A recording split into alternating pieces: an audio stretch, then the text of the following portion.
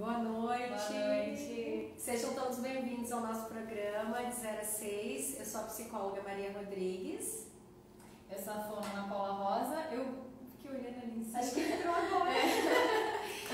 Gente, então estamos aqui, né? Como a gente postou, a gente não fez na semana passada, que era... Normalmente a gente faz esse programa de 15 em 15 dias para vocês que têm nos acompanhado. Então a gente deu um pulinho maior, uma pernada maior essa semana. Estamos aqui com o tema da gagueira. Acho que a Ana tinha trazido, né, que tinha uma comemoração, acho que nas últimas semanas sobre... Há 2 semanas? Sobre o tema da gagueira. Então veio isso à mente da gente também poder trazer esse tema, que é frequente mais, né, no consultório ali da fono, mas também chega pra gente porque eu vou falar até, né, quantos aspectos psicológicos estão envolvidos aí também, tá? Então, se você tem uma criança que tem esse problema, né, que você observa, ou se você tem um amigo, uma amiga aí que tem também um filho que gagueja, né, que está aí na primeira infância, manda esse conteúdo, já compartilha aí, chama aí algumas pessoas para estar aqui com a gente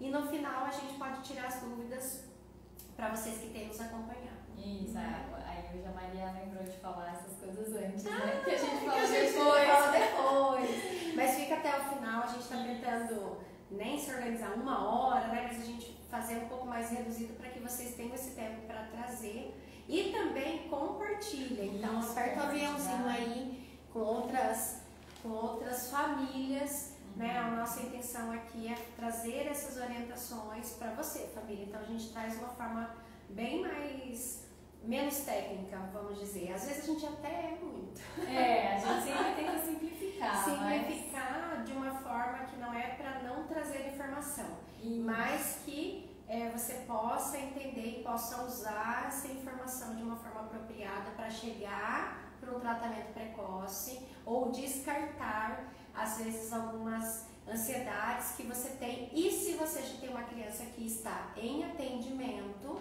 você também tem ferramentas a mais nesse trilhar aí junto com a sua criança. Sim, e aí durante a live vocês podem ficar à vontade para fazer as perguntas, tirar dúvidas, né? E se passar e ver depois, também pode deixar as dúvidas aí no comentário que a gente responde, tá bom?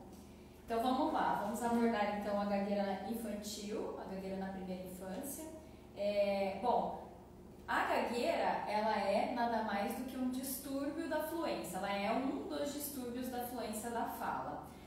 Até, né, nesses manuais médicos aí de saúde mental e tudo mais, eles agora, no último, eles classificaram como um distúrbio da comunicação mesmo, um problema de comunicação. É claro que há sempre muitos aspectos psicológicos, como a Maria falou, especialmente por conta da dificuldade da pessoa se comunicar, do impacto que ela tem no outro e de como ela percebe esse impacto. Então isso acaba trazendo uma série de questões psicológicas aí para ela, que é muitas vezes onde a gente busca o respaldo na psicologia, né? Então, um caso de gagueira mais grave, geralmente não está só em atendimento com fono.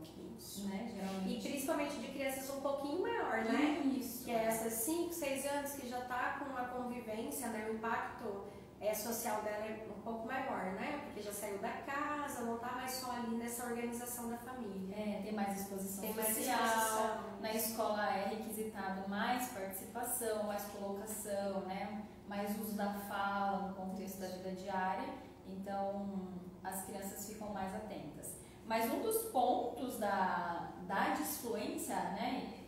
Da disfluência do desenvolvimento, né? Que é uma gagueira mesmo, é essa questão da autopercepção. Então isso é um dos pontos até para um diagnóstico diferencial de uma criança que tem um período de disfluência na primeira infância que é considerado normal, no sentido de que uma faixa grande da população infantil passa por esse período de disfluência e que do mesmo jeito que começa, acaba, né, de forma abrupta e de forma rápida também, não passa mais do que 8 semanas. Então, se for mais persistente, já não é. Exatamente. E é esse o ponto, né, que a gente precisa ficar atento. Uma criança que começou a gaguejar, ela tem entre 2 e 6 anos de idade, então tá ali dentro da primeira infância, certo? Ela começou a gaguejar do nada. Você precisa ficar atento a um período máximo de 8 semanas. De 8 a 10 semanas, essa gagueira tem que ir diminuindo e se resolver. Deu 8 semanas, a criança ainda está disfluente e você nota que essa disfluência ela aumenta, ela piora, aí é a hora de fazer uma avaliação, levar para uma fono para fazer uma avaliação. Esse é um dos pontos que precisam ser observados pelos pais. E outro ponto é essa questão da autopercepção. Então, geralmente, as crianças que vão para um quadro de gagueira, que vai se tornar um quadro crônico, elas têm uma autopercepção desde bem pequena. Então, elas rapidamente já se autopercebem ali de alguma forma não tão eficiente comunicativamente, e isso já começa a desencadear um impacto.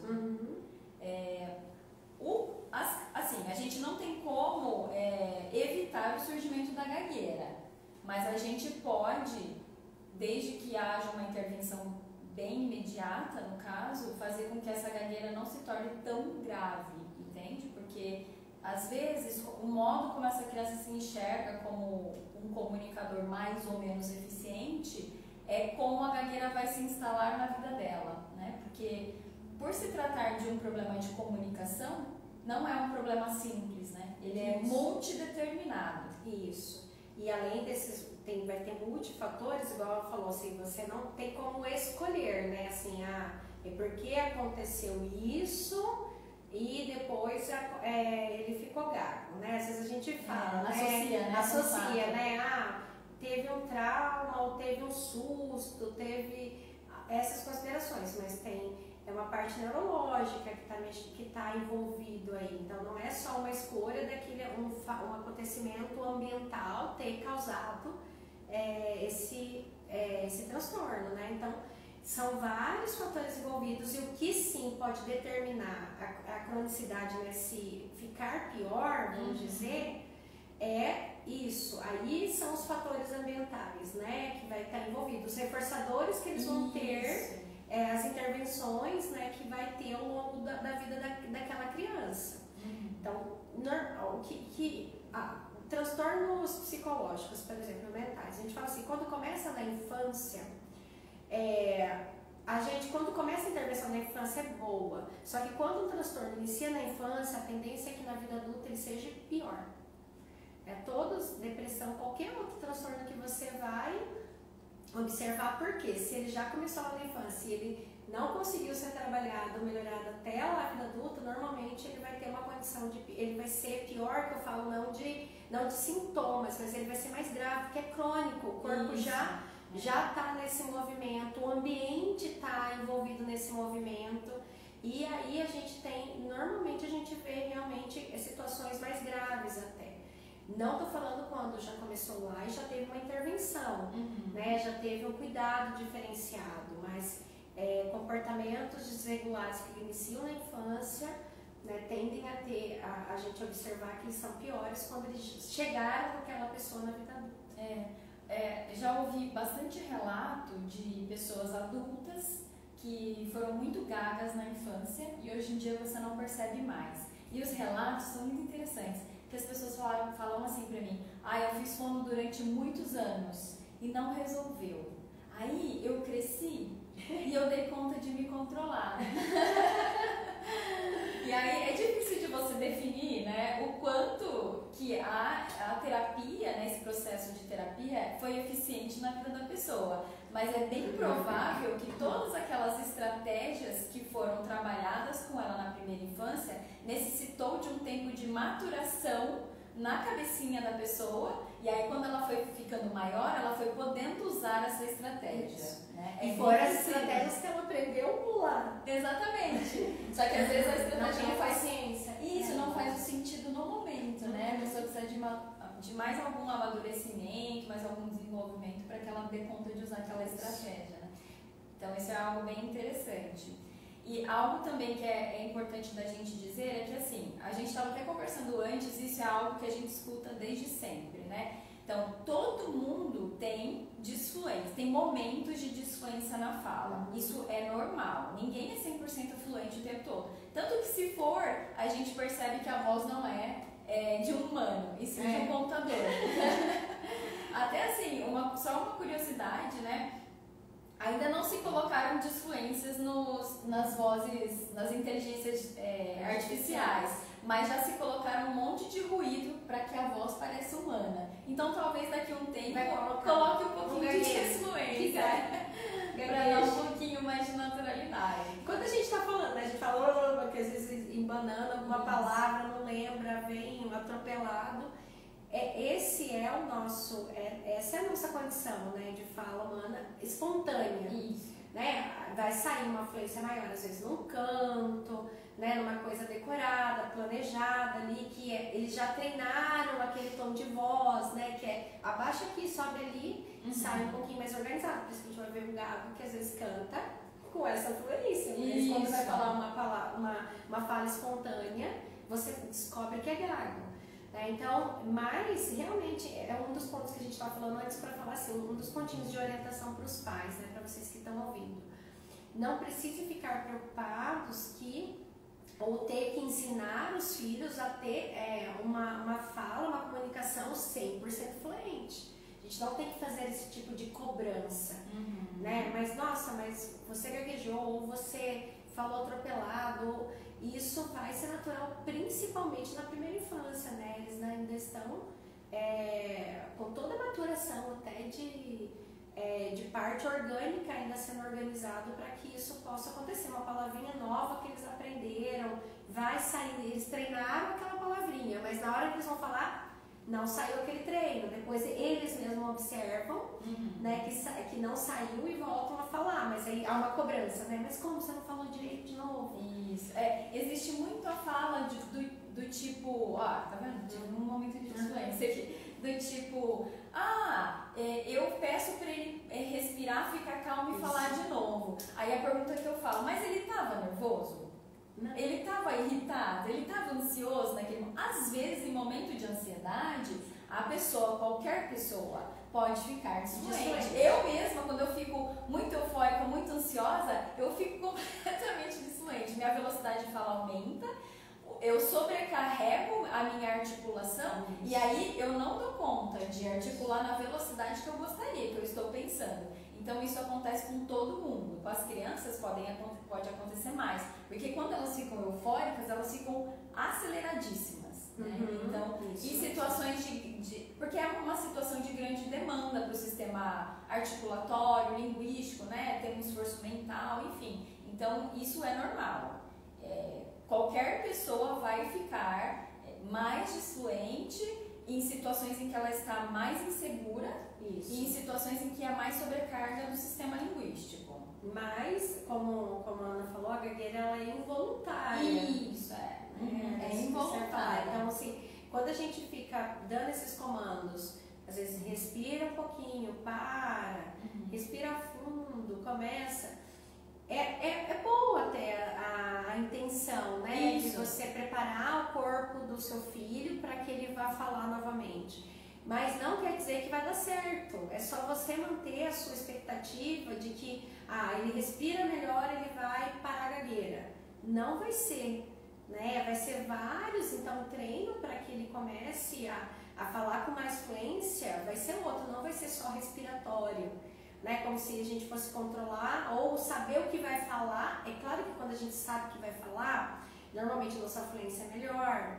Só estou falando que às vezes a gente faz falas repetidas para eles, na intenção de que a partir daí eles vão conseguir. Aí como eles não conseguem, porque é involuntário ali da cabecinha, né, do cérebro deles, o que eles estão conseguindo fazer de comunicação, a gente se frustra. Mas você não está prestando atenção, mas é porque você não está respirando direito, mas é porque você não parou para pensar. Ele pode sim já estar fazendo todos esses comandos e ainda não conseguir. Então, para os pais terem essa consciência, lidar com a própria ansiedade, né, de que há várias formas, né, de ir para o tratamento da gagueira, mas não vai estar envolvido ouvido só da gente falar desse comando, né? Respira fundo e que vai dar certo. Inclusive, isso é uma coisa que nenhum fonoaudiólogo vai recomendar. Por quê? Toda vez que você pode fazer um treino desses mindfulness para criança, tem agora, né? Eu faço. Yoga para criança, a Maria tem aquelas cartinhas. As cartinhas. Eu falo para eles quando eles estão muito agitados, vamos fazer um treino de cartinha primeiro, porque senão eu não consigo. Você pode fazer, só que não associando ao momento da disfluência. Porque se você associa, toda vez que a criança tiver um momento de disfluência, você vai marcar aquele momento, entende? Você reforça. Então ela teve... Você dá atenção para aquele momento. Sim, e você reforça que ela não é uma boa comunicadora. Essa é a questão, entende? Muito dos problemas que são gerados no futuro de uma pessoa que gagueja tem a ver com a imagem dele de falante. Não é só isso, é claro, a gente tem que treinar um monte de outras questões, trazer para a consciência, ajudar a pessoa a trabalhar aquilo desde pequeno. Mas uma das coisas mais importantes é a gente dar essa consciência de que todo mundo tem um momento de disfluência e que isso faz parte de uma fala humana, né, não de uma fala de inteligência artificial, e que, independentemente desse quadro, a pessoa pode ser um grande comunicador. A gente tem pessoas que estão aí incluídas na gagueira e que são pessoas famosas, entende? E aí, então, o esquema é ao contrário.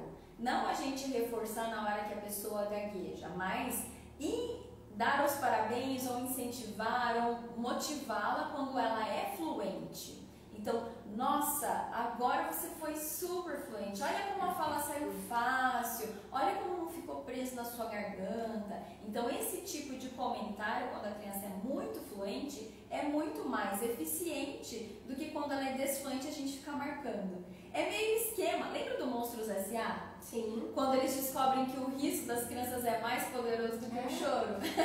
Isso é reforço, isso é Skinner. É Skinner. Gente, nós também temos um corpo biológico, certo? Então, a gente ensina. Modelar o comportamento é importante. Isso, o que a gente fala, não dá atenção para o mau comportamento e reforça o bom comportamento. Você tem que dar mais atenção para o oposto que você deseja, é o oposto positivo. Né? Então, assim, é isso que vai trabalhar. Não quer dizer aqui que você não vá falar com a sua criança a aceitação dela ser gaga. Isso é uma outra parte do tratamento, porque às vezes não é para dar atenção naquele momento da disfluência, né? Você não vai precisar pautar aquilo para que ele não seja reforçado, né? Qualquer ato que a gente faz depois gera um reforço. Então você está achando que ele não vai acontecer, mas ele ganha um poder maior, né? Tudo que você vai reforçar. Então reforce o bom comportamento, então a fluência, no caso que a gente está falando aqui. Não que seja por vontade que ele está fazendo a disfluência. Mas há uma associação aí, né? A outra coisa é assim, então tá bom, ele é gago, mas eu nunca vou falar pra ele isso, ou a gente não vai conversar disso em casa. Como a Ana falou, ele tem percepção disso. Ele tem. Se você não conversar, faz parte do tratamento, você trabalhar com a criança dele, se aceitar, ele saber o que é, você estudar com ele, ler um pouquinho, o que está acontecendo com ele, né? Que você sabe que é involuntário, que ele não está tendo comando naquele momento. Tudo isso faz parte dele ter mais consciência e dele usar as ferramentas que ele vai precisar depois. Então, quando ele chega para o tratamento com a fono, ele sabe que ele precisa treinar aquilo realmente, né? Que é esse que vai dar potencial para ele diminuir, né? Essa disfluência. Né? Então, assim, a gente precisa sim fazer um trabalho da criança saber o que é. Não é todo mundo, né, finge que não tá acontecendo, mas tem momentos para que a gente trabalhe isso, principalmente no momento que o nosso cérebro, a gente tem que falar disso, ele está receptivo para esse tipo de informação. Na hora que ele está desfluente, ele está nervoso também, a outra pessoa está olhando meio estranho, todo mundo está assim, ele vai se sentindo mais apavorado, aí você vai fazer um sermão do que é gagueira naquele momento. Sim. Não. Eu acho que o que vale a pena nesses momentos é você dar um modelo de uma fala fluente, né? Então você pode repetir o que ele fala, mas sem dar oposto positivo. Então ele teve uma fala que não foi legal, assim, que foi muito desfluente, foi muito difícil de entender. Ou você pede para repetir, eu não entendi o que você falou, você pode repetir? Gente, não há nenhum tabu em perguntar se você não entendeu para uma criança. Eu já recebi uma série de crianças pequenas com muita, uma fala bem inteligível, assim, que as pessoas ficavam assim, meu Deus, sabe assim? Fica aquela coisa assim, e agora? Eu não entendi. Será que eu pergunto? Será que eu pergunto? E aí fica... Nossa, a criança, quando ela não entende, ela vai perguntar. Não, tio, o que é isso? Exatamente. O que é essa palavra? Então eu digo assim, às vezes, por exemplo, geralmente a mãe entende, né? Tudo que a criança fala. Mas às vezes o pai, por trabalhar muito, ver menos a criança, ele não entende. E aí ele fica assim. Aí ele olha pra mãe. Ai, traduz pra mim? Não, eu quero estabelecer um diálogo com meu filho, sabe? Então eu vou perguntar pra ele, eu não entendi, você pode me repetir? Agora, se você entendeu e a fala foi muito desfluente, você dá um modelo. Ah, você quis dizer isso, isso e isso? Ok, aí ele vai dizer que sim ou não, entende? Então, não há nenhum tabu em relação a isso. E agora, sobre a gente ir conversando com a criança, isso é muito saudável. Não é ficar explicando nos mínimos detalhes, né? Mas é trazer para a consciência algo que acontece com ela. Isso é importante para todos os problemas, todos os trabalhos terapêuticos. Tudo que a gente vai resolver na nossa vida, independentemente da gente estar com um acompanhamento com um profissional ou a gente mesmo sem resolver, a gente precisa trazer para a consciência. Se a gente não trouxer, aquilo pode ser percebido por outras pessoas, mas a gente vai levar aquilo para a nossa vida inteira, porque a gente não vai se auto-perceber. E a negação traz muitos malefícios depois. Então, se é uma criança TDAH, né, se é qualquer outra situação, você precisa trazer, né, qual que é o diagnóstico, como que chegaram a isso. Porque ela se percebe, gente, ela sabe que é diferente algumas coisas, então ela sabe que não vem do nada aquela diferença, né? Que tem essa característica que nasceu com ela, às vezes apareceu e tem tratamento, e tem essas pessoas também que são gagas que trabalham com isso, que fazem isso, e tá tudo bem dela ser incluída, o problema é a gente só fazer o distanciamento, né? A gente olha meio estranha e foge da conversa porque eu não quero. O que a gente sente, principalmente quando trabalha com gagueira? Nós, enquanto comunicadores, né, os que estão ouvindo, muito incomodados. Isso, que gera muito mesmo, né? Incomodados, gera né? incômodo. Eu li uma frase que diz que o interlocutor, ele tem uma percepção que é uma linha imaginária dentro do que é adequado e o que não é adequado para fala. Então, não só para fala, né? Para tudo. A gente tem uma linha imaginária, mas para fala também. E aí isso a gente percebe assim, instintivamente, né? Quando a gente conversa com outra pessoa, tem a ver com velocidade de fala, tem a ver com a frequência, a duração dessa... Isso, o conteúdo dessas rupturas, né? Quando a gente está falando de fluência. Então, o que a gente observa da fala desfluente, que ultrapassa essa fluência, essa desfluência que é dentro do normal, que todo mundo tem a ver com esses aspectos, que está dentro de uma linha imaginária. Então, quando a fala é muito, muito truncada, muito difícil, a pessoa interrompe, ela repete muito, somos muito pequenos, às vezes, né, lembra o gaguinho da Looney Tunes, né?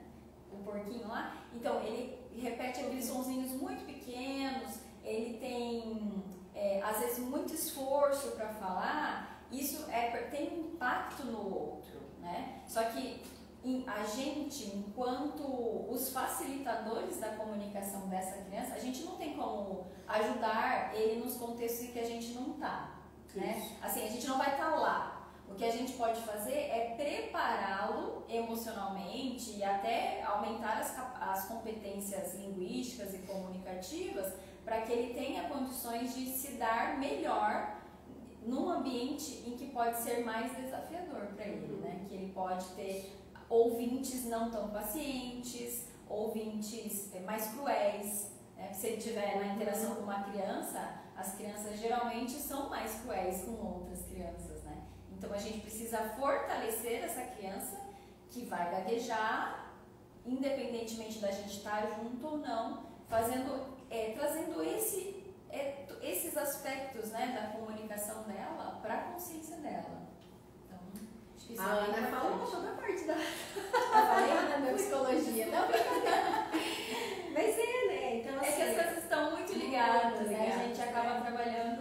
a partir de pontos de vista diferentes. Mas a preparação realmente dessa criança para a exposição.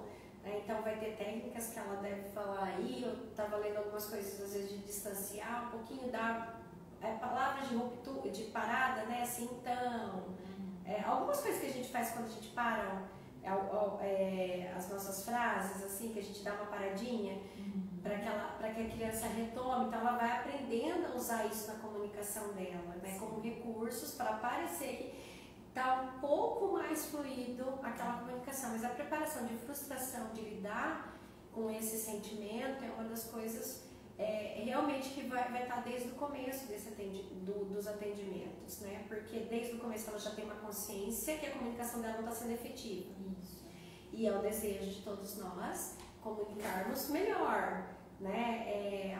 As pessoas nos reconhecerem por isso, né? Esse é o nosso trabalho aqui. Nós estamos aqui tentando trazer um conteúdo, né, que estudamos e que é a nossa prática com maior fluência para vocês, escolhendo, né, as palavras, as ideias, a organização, para que vocês possam entender. E a criança, desde muito pequena, eles vão nesse movimento, mas eles não conseguem fazer, e é voluntário isso. Então, como lidar com algo que eu não consigo? Eu não consigo, eu quero, mas eu não consigo, né? Igual crianças que fazem xixi, às vezes por longos períodos. Eu tenho pacientes aqui, eu quero parar de fazer xixi, mas eu não consigo. Então são muitas coisas envolvidas, tanto orgânico, né? Várias situações envolvidas, tanto que tem pacientes que vão para o uso de algumas medicações ansiolíticas, né, que ajudam um pouco nesse relaxamento do corpo, né, porque tem várias partes envolvidas nessa fala, que se a musculatura está mais liberada, né, ele tende a melhorar. Todos nós, né, eu tô um pouco rouca, vocês estão vendo aí, Ana, não, faz um treininho antes de você começar. Né, então eu tenho certeza que, né, se eu tivesse feito um pouco mais de treino, liberado um pouquinho a musculatura, porque eu já estou o dia todo falando, provavelmente a fluência é maior. Né? Então, assim, tem aspectos psicológicos envolvidos nesse enfrentamento dessa criança com essa situação. Por isso, ela saber o que está acontecendo com ela, ela vai para um atendimento, né, fonoaudiológico. Isso é muito fácil ficar desfluente quando fala coisa de fono, né, gente? Psicopedagogia aí. Tem umas coisas muito fáceis para a gente ficar desfluente. E com toda a família, né? Eu estava lendo também alguns artigos falando do impacto de uma criança gaga para a família, né? Porque essa fala nossa, né? Não, espera um pouco, calma que você vai conseguir. Espera, né? Você vai conseguir, calma que você vai conseguir, né? Se organiza que você vai conseguir. Essa nossa ansiedade para que esse tratamento, né? Para que essa criança de uma hora para outra volte a falar. E pode acontecer, né, como a Ana falou, mas depois dessas 8 semanas, provavelmente não vai ser assim, de uma hora para outra. Então, tá vendo que os tratamentos são muito longos. São muito longos, Muito longos. Então, a família vai ter que lidar com isso, porque fica essa marca, esse rótulo, né? Você tem uma criança gaga.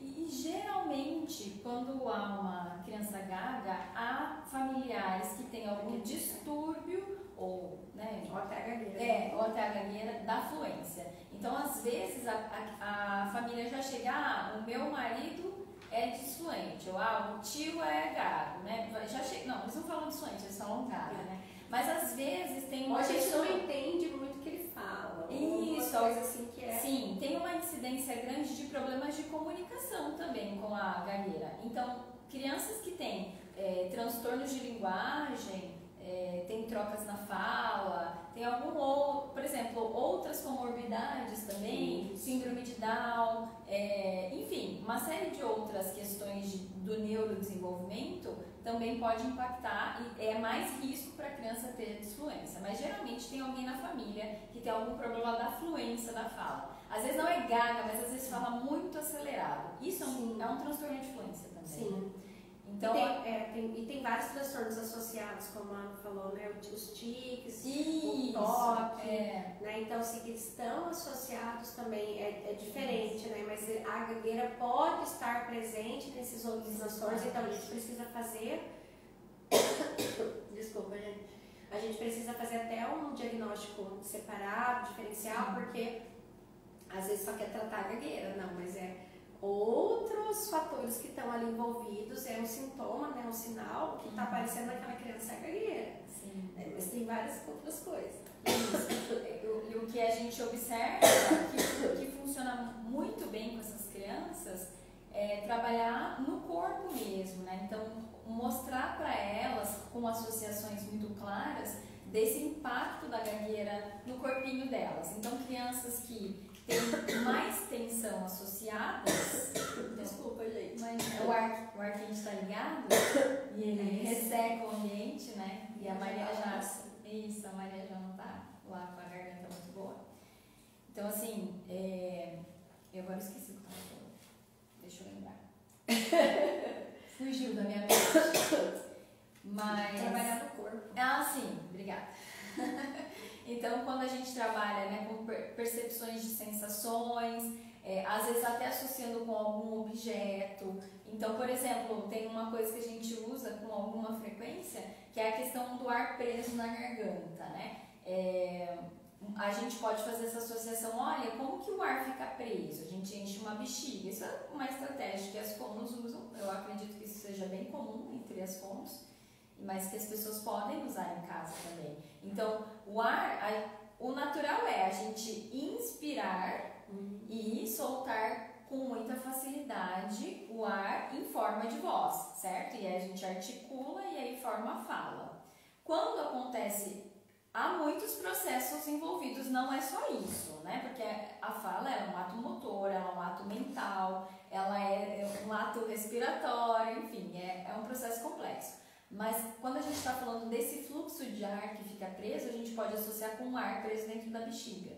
Então, se eu apertar ali a garganta da bexiga, né, o gargalo ali, o ar vai ficar preso e ele não vai sair. Mas se eu fizer alguns exercícios para melhorar essa tensão toda que fica muito, né, muito visível em algumas crianças na região do pescoço, a gente pode ajudar a ensear a sair mais fácil. E a gente cria situações em que ela possa vivenciar esse momento de facilidade, sabe?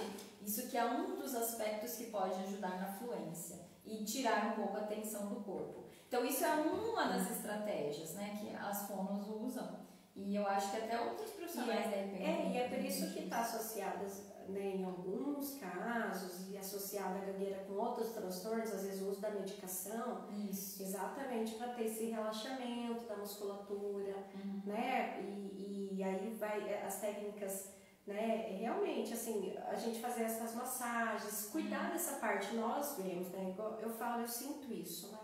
Então, se eu tô mais tensa, normalmente vai ficar mais rígido e a nossa fala vai ficar truncada. Sim. Né? Não é só porque o cérebro não está conseguindo pensar naquele momento, mas ele não tem estrutura muscular para conseguir sair o que é necessário, o que foi pensado não consegue sair. Não chega, né? Não chega, né? Não chega no seu final, chega quebrado. Isso. Né? Porque realmente o corpo está cansado, ou, né, às vezes a gente vai ver algumas outras adoecimentos, então a pessoa teve um derrame, teve alguma outra situação que vai ter essa parte lesionada também do cérebro mais muscular, voltando a ter que aprender a falar novamente, porque também essa musculatura vai tá flácida.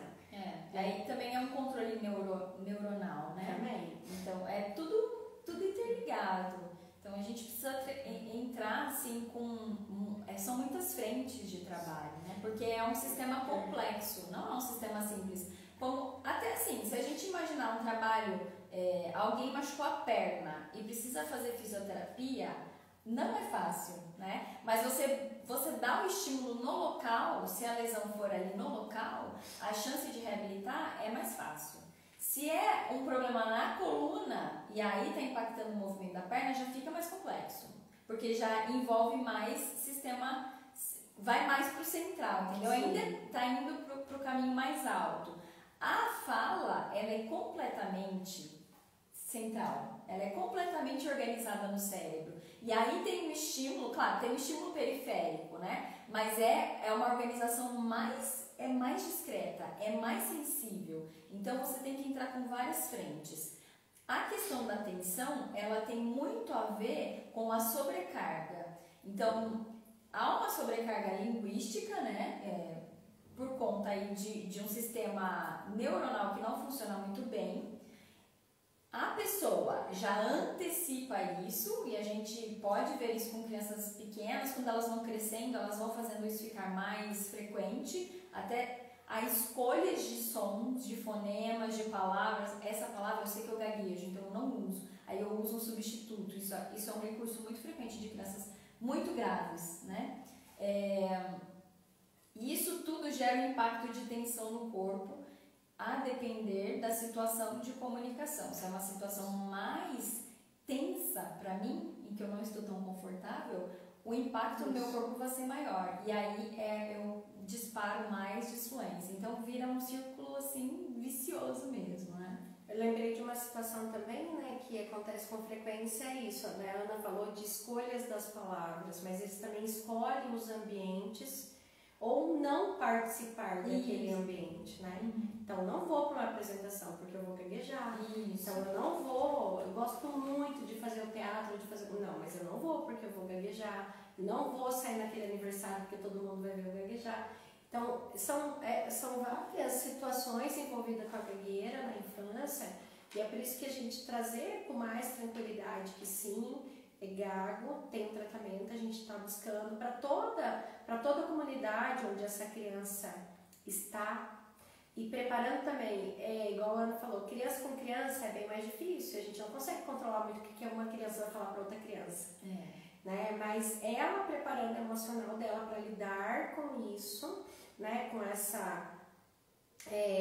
esse olhar do outro que vai ficar lá esperando que ela complete algo, que vai ficar nessa espera para que ela não passe a restringir muito a parte social por causa da gagueira.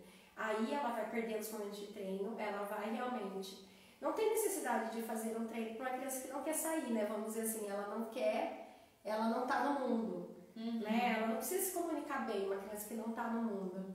Né? Se a mãe guardou ela lá, não, mas é porque ela gagueja muito, eu fico muito incomodada, e eu prefiro deixar ela naquele ambiente restrito, né? Onde as pessoas já vão dar todos os reforçadores positivos. Um ambiente de controle, né? Não dá, né? A gente vai fortalecendo emocionalmente essa criança para que ela aprenda a estar no mundo apesar da gagueira. E essa falação é bem importante, porque a fluência, ela é uma habilidade aprendida. E como é uma habilidade aprendida, quanto mais a gente pratica, melhor a gente fica nela, assim como todas as outras áreas da nossa vida.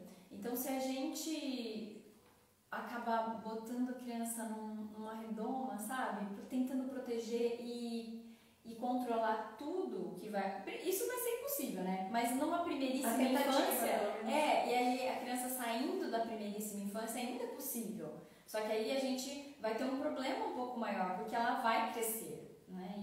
Então a gente tem que sempre... o papel, né, de uma pessoa que cria uma criança é prepará-la para o mundo. Então a gente tem que deixar a criança o mais fortalecida, o mais... capaz para se ela vai poder brincar, que o coleguinha pode falar, ela fala também que ela gagueja sem problema, né? Sem problema sim, não tem, ela vai falar da dificuldade dela e tudo bem. Tem os que vão conseguir ficar perto e tem os que não vão conseguir. O nosso trabalho é também fazer o treino com os nossos filhos, deles aceitarem esse mundo que é de diferentes, né? Que vai ter um gago, vai ter outra pessoa que às vezes faz a troca, tem outra criança com outros tipos de limitações, como ele também pode ter, mas esse é o nosso mundo, a gente não vai deixar de brincar, né? Porque é uma criança gagueja, né? Porque seu amigo é gago, você não vai brincar com ele. Então é preparar o seu filho que possa ter esse problema, e para você que está assistindo, que não tem um filho que gagueja, preparar ele para um mundo que também vai encontrar a gente vai estar no mundo que tem do autismo, que tem um TDAH. Cada um tem o seu, né? Todos nós temos. Então, de reconhecer e de saber que o manejo é isso, assim, a gente fortalece só, né? Para que a gente lide com o diferente, quem também tem essa diferença lide com a sua própria diferença. Né? E aí vai chegar para o tratamento, né? E dentro do tratamento vocês vão recebendo orientações para isso. Não sei se eu não tenho nenhuma. Isso, eu acho que basicamente a gente falou, deu tempo de cobrir aí, né? Sim. Então é isso, acho que é ficar atento, né? Especialmente as crianças que já têm uma dificuldade de comunicação, isso é um ponto importante de ser observado. Outro ponto, começou a gaguejar do nada e está num período de 8 semanas, vai observando se essa disfluência ela está diminuindo ou se ela está aumentando. Deu 8 semanas, continua ainda disfluente, aí leva para uma avaliação com a fono. Porque aí é o melhor momento para a criança ter um acompanhamento. Certo? Acho que às vezes a família observa, né, a disfluência e isso é uma coisa, né, que deixa as pessoas bem incomodadas, né? Então a criança começou a gaguejar, já fica incomodada. Se quiser já levar para uma avaliação, pode levar, mas provavelmente a fono vai falar, está dentro de um período que ainda é aceitável, vamos aguardar um pouquinho. 8 a 10 semanas é o máximo. O que acontece muito em casos de crianças que vão ter uma disfluência do desenvolvimento, uma gagueira do desenvolvimento, oscilações. Então ela oscila muito e passa de 8 semanas, mas ela continua oscilando. Ora ela gagueja, ora ela não gagueja. Isso é bem frequente. E acontece às vezes da família ter muito receio de como vai abordar aquilo. Então às vezes a criança está na terapia, ela tem outras queixas. Aí a família, não, mas ela melhorou tanto. Assim, espera um pouquinho, sabe? Mas se está oscilando há mais de 8 semanas, tem um familiar que tem uma dificuldade de fluência ou um problema de fala, de comunicação, as chances dela ter a gagueira são grandes, entende? Já passou do período de 8 semanas, já está mais de um ano e fica assim, vai e volta, vai e volta, vai e volta, provavelmente é uma gagueira, entende? Aí o que a gente precisa? Trabalhar com essa criança para que ela consiga ter recursos para lidar com esses momentos de disfluência e para que ela consiga fazer com que esses momentos de disfluência diminuam ao longo da fala dela. Se diminuir, mesmo ela tendo um momento ou outro de disfluência, acaba passando despercebido, entende? Tem uma tolerância nessa linha imaginária para disfluências no discurso. E se passar muito disso, a pessoa, opa, percebi. Agora, se não passar muito, entende? Quando fica maiorzinho, as outras pessoas nem percebem que a criança é gaga, né? A maior parte dos casos, né? Na maior parte dos casos. Ela vai aprendendo essas técnicas mesmo, né? Às vezes suavizar um pouquinho, dar as pausas com algumas palavras que são marcadas. Sim. Que ela já vai aprendendo. Até a gente deixar a fala um pouco mais lenta, né? Mais modulada, usar gestos, isso já ajuda. As crianças estão num processo de maturidade do sistema linguístico como um todo. Então, isso são coisas muito importantes da gente ensinar para qualquer criança, né? Falar um pouco mais articulado, acontece muito também, né? De uma subarticulação. Eu quero só resolver isso aqui o mais rápido possível, qualquer coisa, entendeu? Eu falei. Se você e é pior, né? Ela vai repetir mesmo, né? Que assim, a criança está tão se avançando, já fala rápido. Não saiu nada, gaguejou e ainda não piorou, né? Gaguejou e subarticulou, que já era difícil de entender, ficou impossível de ser entendido. Então, tudo isso são recursos de um bom comunicador. É isso, basicamente, o trabalho. Né? Você ensinar técnicas de formas mais lúdicas, né? Mais facilitadas, de um bom comunicador, que tem a ver com fluência, que tem a ver com posicionamento, com pausas. Isso, com pausas, tem a ver com uma organização de um sistema de comunicação, certo? E a fluência é um dos pontos, não é o único ponto, entende? Isso, gente. Era isso que a gente tinha para trazer para vocês. Eu tô dando uma olhada aqui para quem tá com a gente, se quiser deixar alguma pergunta, né? Ou se tem um caso em casa, é mais fácil até pra gente pensar quando vocês trazem um exemplo, né? Se acontece isso. Fica bem mais fácil, porque aqui a gente está trazendo de uma forma geral. Se vocês quiserem mandar um direct, quiserem deixar aí nos comentários alguma situação que tenha acontecido, ou se já está em tratamento ou tudo, que a gente possa orientar. Nós estamos disponíveis dentro do possível, não da meia-noite às 6 que eu durmo. Bem antes, eu durmo bem antes. Só dia de hoje.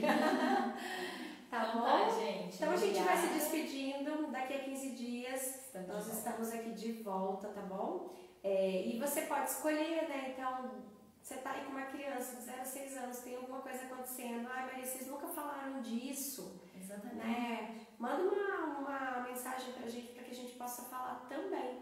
Tá bom? A gente possa estudar um pouquinho mais. Tá bom? Bom? Obrigada, gente. Boa noite. Boa noite. Ai.